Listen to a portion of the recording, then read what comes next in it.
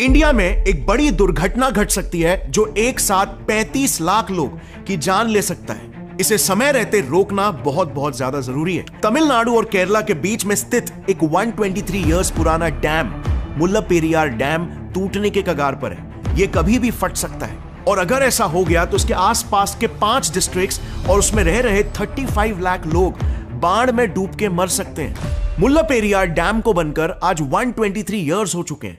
ये 1895 में बना था और इसके बनने के 80 साल बाद से ही इसमें क्रैक्स और लीक्स आने लग गए थे, जो आज और भी ज्यादा बढ़ चुके हैं। यूनाइटेड नेशंस ने खुद रिसेंटली इस डैम को लेकर इंडिया को एक वार्निंग इशू किया है।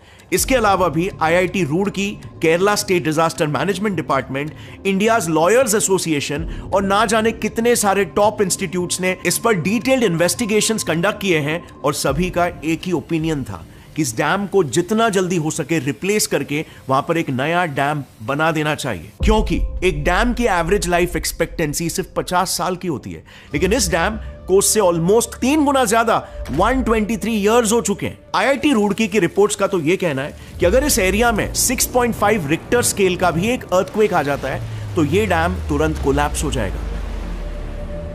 और अगर आप इस डैम की लोकेशन भी देखोगे ना तो यह पूरा एरिया एक मेजर अर्थक्वेक प्रोन जोन है। दूसरी बात जो इससे भी ज्यादा इंपॉर्टेंट है, अगर भगवान ना करे यह डैम के साथ कुछ गलत हो जाता है तो यह अकेले नहीं टूटेगा, बल्कि इससे निकलने वाले 53,000 करोड़ गैलन्स का पानी और ढेर सारा मलबा अपने साथ 3 और डैम्स को भी तोड़ देगा।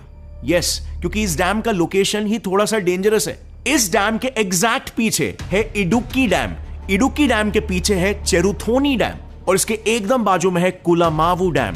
यानी कि एक तरह से मुल्लापेरियार डैम एक डोमिनो इफेक्ट क्रिएट कर लेगा, जिससे एक साथ 4 डैम्स टूट सकते हैं और इसमें से भी इडुक्की डैम तो एशिया का लार्जेस्ट डैम है। सो जस्ट इमेजिन ये इंडिया के लिए कितना बड़ा डिजास्टर साबित हो सकता है। 4 डैम टूटना कोई मामूली बात बिल्कुल भी नहीं है। And just so that you can imagine the scale, जरा सोचो 1979 में गुजरात में सिर्फ एक डैम मोरबी डैम टूटा था और उसी से इतने मेजर फ्लैश फ्लड्स आए थे कि यहां पर 25,000 लोगों की मौत हो गई थी। 11 अगस्त का दिन मोरबी के लोगों के लिए विनाश का संदेश लेकर ही आया।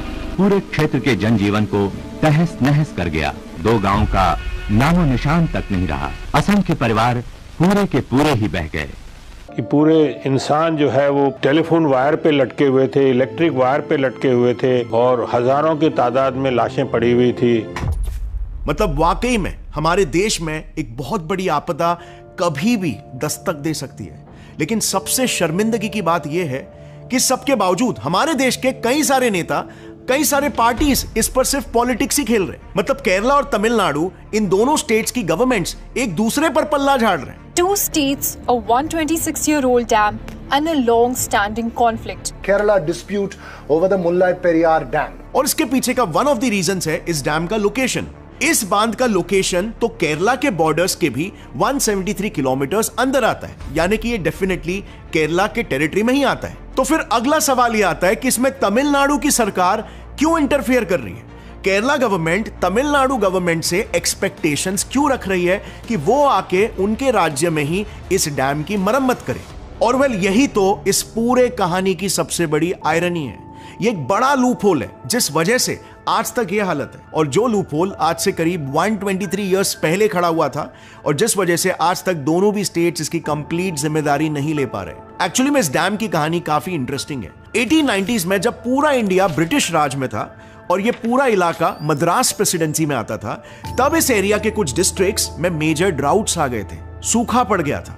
मदुराई, थेनी, शिवगंगा, रामनाथपुरम एंड डिंडीगुल, ये सारे डिस्ट्रिक्ट्स जो आज तमिलनाडु में आते हैं, ये सारे डिस्ट्रिक्ट्स आज तक भी ड्राउट प्रोन एरियाज ही है, लेकिन तब तो इनकी स्थिति और भी ज्यादा खराब थी।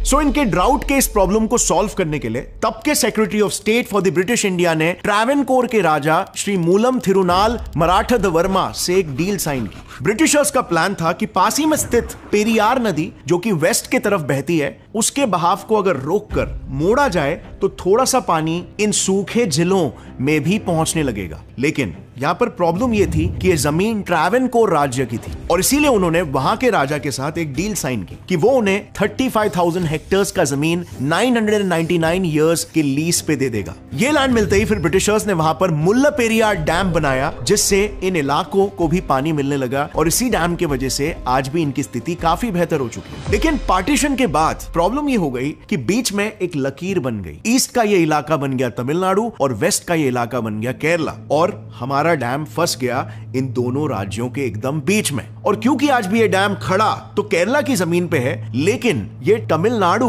के डिस्ट्रिक्ट्स की प्रॉब्लम को सॉल्व करता है, इसीलिए इसकी ओनरशिप आज तमिलनाडु के पास है और यही इसकी सबसे बड़ी प्रॉब्लम है। अब ये प्रॉब्लम भी ना 1979 तक इतनी बड़ी प्रॉब्लम नहीं थी, जब तक डैम में कोई डैमेज नहीं हुआ था। लेकिन 80 इयर्स के बाद 1979 में इस डैम में क्रैक्स डेवलप होने लग गए, जहां से फिर पानी लीक होने लग गया।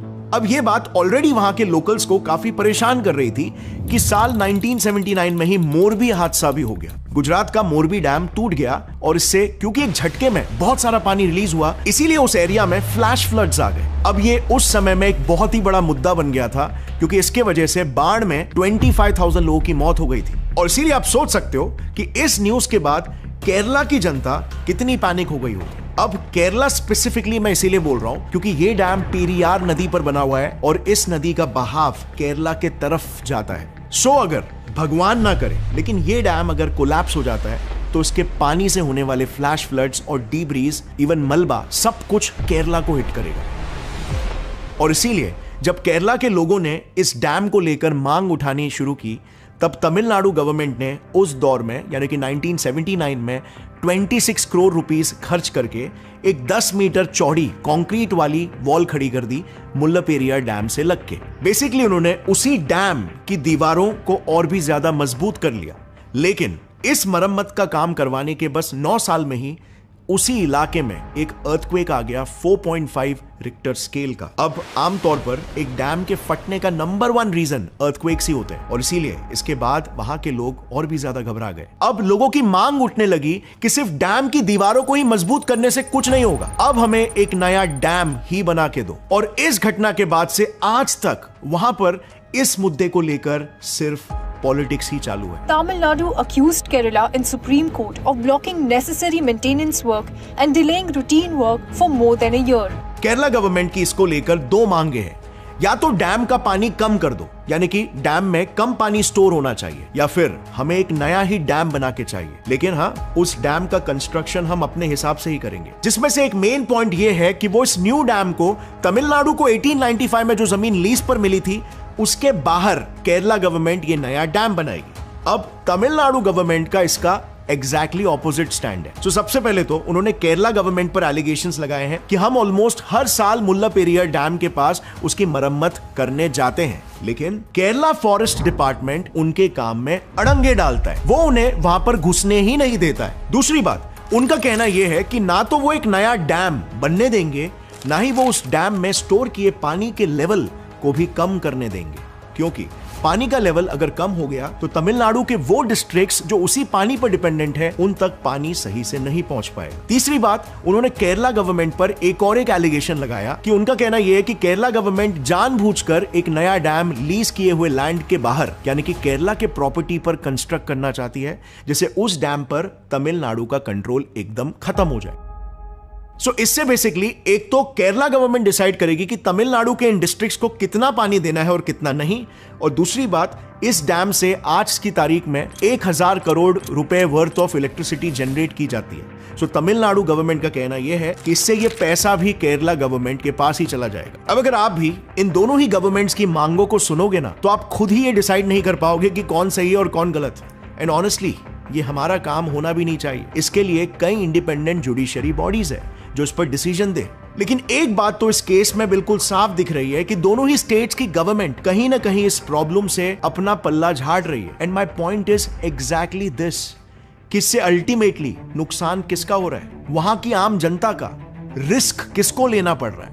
वहां की आम जनता को। I mean we are talking about a risk कि अगर कुछ दुर्घटना होती है तो ये इतना बड़ा डिजास्टर होगा कि शायद ही इंडिया का नेशनल डिजास्टर रिस्पॉन्स फोर्स इसे संभाल भी पाएगा। ऑफिशियल एस्टिमेट्स के हिसाब से इस एक डिजास्टर से 35 लाख आम लोग मारे जा सकते हैं। लाखों करोड़ों की प्रॉपर्टीज का नुकसान हो सकता है। और ये सब कुछ जानते हुए भी इस डैम की मरम्मत नहीं करवाई जा रही है just because of political reasons. और ये मुद्दा ना सिर्फ तमिलनाडु और केरला की गवर्नमेंट तक ही सीमित नहीं है। इंडिया में तो इंफ्रास्ट्रक्चर बनाया ही जाता है इलेक्शंस के पहले 2 फोटोज खिंचवाने के लिए, वोट्स मांगने के लिए। कहीं ना कहीं पॉलिटिशियंस में ये माइंडसेट क्यों है कि ये जो इंफ्रास्ट्रक्चर्स है ये लोगों की मदद के लिए नहीं बल्कि ये इलेक्शन जिताने के लिए होते हैं। समाज सेवा में हमेशा पर्सनल स्वार्थ काय को प्रायोरिटाइज किया जाता है। अगर ये वीडियो का क्लिप आपको पसंद आया तो पूरी वीडियो चेक करना मत भूलना, लिंक नीचे डिस्क्रिप्शन में है।